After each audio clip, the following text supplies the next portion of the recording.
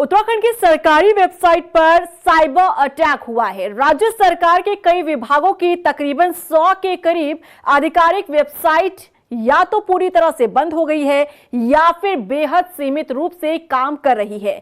हालांकि अधिकारी इसे नेटवर्क में आए एक वायरस की वजह से उपजी समस्या बता रहे हैं। ये रिपोर्ट देखिए।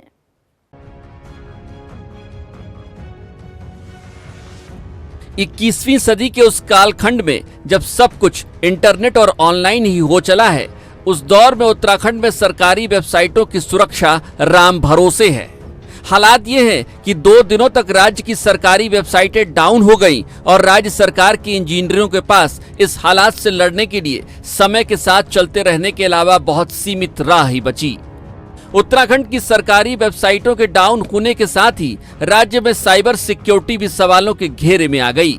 आपको सिलसिलेवार समझाते हैं कि आखिर उत्तराखंड सरकार की वेबसाइटों के साथ हुआ क्या। दरअसल राज्य सरकार के अलग अलग विभागों की आधिकारिक वेबसाइटें गुरुवार को एक एक कर बंद होने लगी। हालात ये हुए कि सभी वेबसाइटों पर this site can't be reach का मैसेज शो होने लगा। पहले 1, फिर 2, फिर 3 और धीरे धीरे कर तकरीबन 100 से अधिक आधिकारिक वेबसाइटें इसी तरीके से बंद हो गईं। यहां तक कि सीएम हेल्पलाइन की वेबसाइट ने भी काम करना बंद कर दिया और उसका पब्लिक इंटरफेस कुछ इस तरीके से दिखने लगा। कभी न बंद होने वाली ट्रेजरी का कामकाज भी बंद हो गया। गुरुवार से बंद चल रही सीएम हेल्पलाइन की वेबसाइट शुक्रवार दोपहर 2 बजे तक रिकवर ही नहीं हो पाई।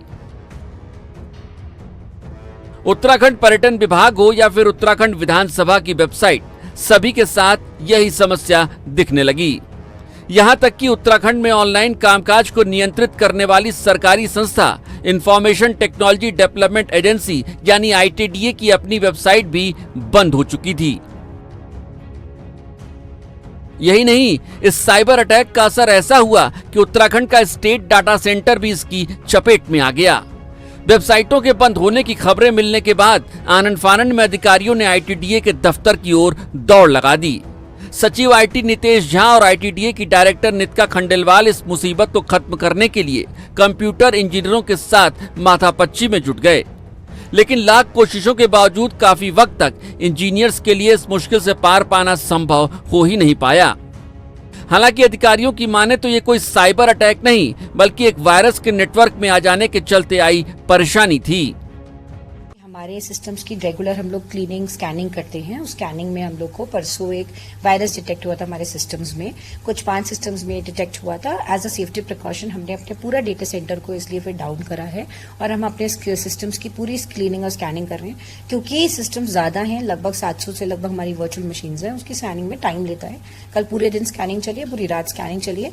आज वो कंप्लीट हो गई है, तो आज हम लोग हल्के हल्के टेस्टिंग करके सब चीज को अप कर देंगे, लाइव कर देंगे। भले ही अधिकारियों के लिए इस परेशानी का नया नाम हो, लेकिन इस तरीके से सरकारी वेबसाइटों के डाउन हो जाने के चलते न सिर्फ अधिकारियों की कार्यशैली सवालों के घेरे में है, बल्कि इस फील्ड के माहिर अधिकारियों की अनदेखी भी एक बार फिर से चर्चाओं में आ गई है। तो क्या ऐसे में माना जाए कि काबिल अधिकारियों की अनदेखी ही इस मोड़ तक ले आई है? मनीष टंगवाल के साथ ब्यूरो रिपोर्ट, रफ्तार मीडिया, देहरादून। उत्तराखंड में साइबर हमले या फिर कहें कि नेटवर्किंग में आए वायरस की वजह से 100 से अधिक सरकारी वेबसाइटों का बंद हो जाने की घटना को हल्के में नहीं लिया जा सकता। ऐसे में सवाल यह है कि क्या राज्य में साइबर सिक्योरिटी किसी खतरे की जद में है या फिर सरकारी मशीनरी में व्याप्त भ्रष्टाचार के वायरस से बचने के लिए सरकारी तंत्र के पास कोई एंटीवायरस ही नहीं है। रिपोर्ट देखिए।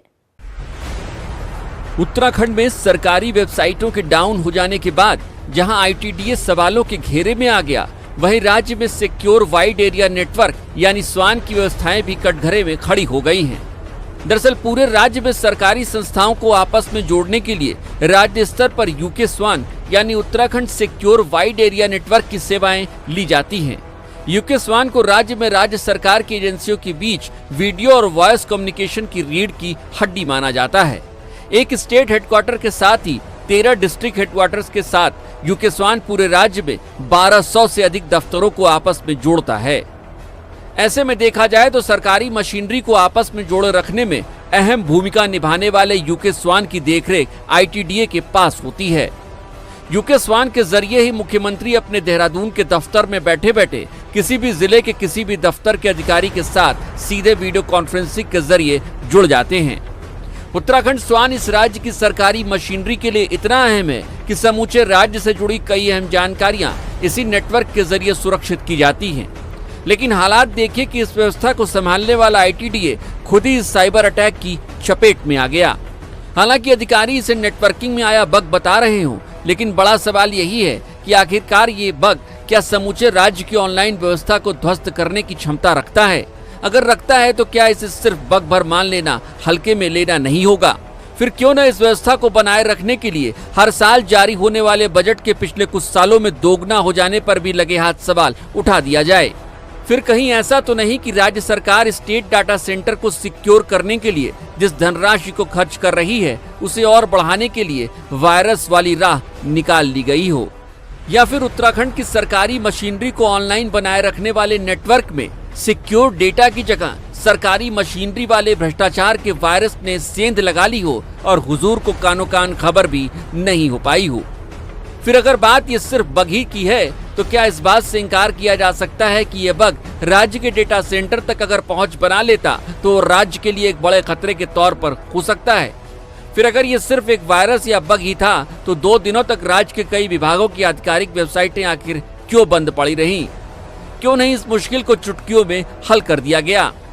फिलहाल सरकार को इस ऑनलाइन दुनिया में न सिर्फ सेवाओं को ऑनलाइन करने पर फोकस करना होगा, बल्कि इंटरनेट के खतरों को भी समझना होगा। और न सिर्फ समझना होगा बल्कि उससे लड़ाई के लिए पुख्ता तैयारी भी करनी होगी। यही नहीं, सरकार को इस ऑनलाइन दुनिया में भी फल फूल रहे सरकारी भ्रष्टाचार के वायरस के खिलाफ अपने सिस्टम को न सिर्फ स्कैन करना होगा बल्कि एक तगड़े एंटीवायरस को भी डालना होगा। ब्यूरो रिपोर्ट, रफ्तार मीडिया, देहरादून।